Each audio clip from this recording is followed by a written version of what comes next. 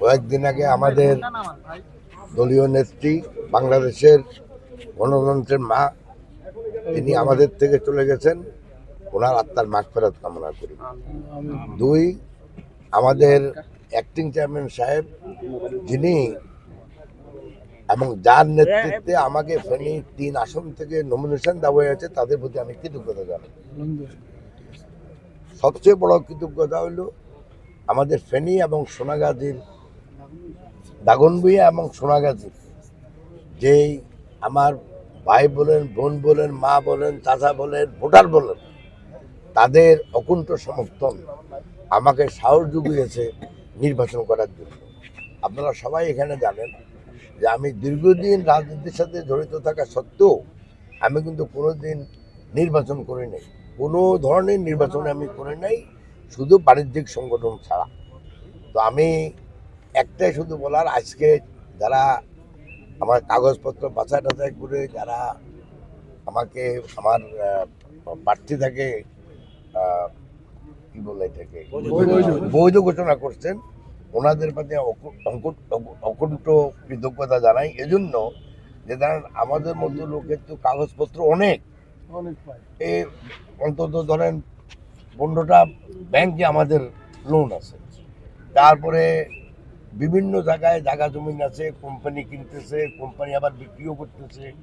এই যেগুলি যাচা বাজা যে কষ্ট করে ওনারা করে সব ঠিক পাইছেন এবং ঠিক মতো যাচা বাজা করছেন, সেই জন্য ওনাদের প্রতি আমি কৃতজ্ঞতা জানাই। তো আমি, আপনারা সবাই দোয়া করবেন। এখন তো আমাদের আসল নির্বাচনের পালা আসতেছে, তো আপনাদের সবাই দোয়া কামনা করি, ফেনী জেলার সবাই দোয়া কামনা করি, বাট বিশেষ করে আমাদের সোনাগাজী এবং দাগনভূঞার আমাদের ভাই বোন, মা, চাচি, ভোটার সবাই আমি আমাকে কেন ভোট দিবে সেটা তো ওনারা বলতে পারবেন, তবে এটুকু বলতে পারি যে এখানে আমার বাপের একটা ইতিহাস আছে, আমার ভাইয়ের একটা ইতিহাস আছে। একজন বাপ ছিল ইউনিয়ন কাউন্সিলের মেম্বার, চেয়ারম্যান, উপজেলা চেয়ারম্যান, তারপর আমার ভাই ছিল পৌর, তখন চেয়ারম্যান বলতো, এখন মেয়র বলে। তো আমাদের তো ঐতিহ্যিকভাবে একটা ইতিহাস আছে ফ্যামিলির। তাছাড়া আমি তো সবসময় ওনাদের সাথেই আছি। তো যদিও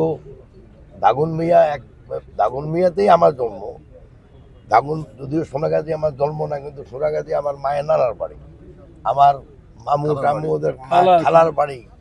তো অতএব আমাদের আমার যে বন্ধন দাগনভূঞার লোকদের সাথে দীর্ঘদিনের এবং সোনাগাজীর লোকদের সাথে জন্মগতভাবে, আমি আশা করি ওনারা ওটা করবেন, কি বলে মানে আমার বয়স তো অনেক নাইবা বললাম পাবলিকলি। ফেনী জনগণের প্রত্যাশা কি, ফেনী জনগণের কল্যাণে কি করা দরকার, ফেনী জনগণের মান উন্নয়নে কি করা দরকার, এটা সম্বন্ধে আমি সম্পূর্ণ অবহিত। এবং আপনি যে ইস্যুগুলো এখন বললেন, এগুলি আমি পুরোপুরি জানি। আমি যখন নির্বাচন করার মনস্থির নিয়েছি, এই মানে এই শেষ বয়সে এসে এগুলি করার জন্যই আমি মনস্থ করি আমি নির্বাচন করতেছি। এবং ইনশাল্লাহ আশা করি জনগণ কখনো, যদি আমাকে নির্বাচিত করে আল্লাহর রহমতে, জনগণ কখনো বলবে না পরে এটা ভুল করছে, এটুকু আপনাকে বলতে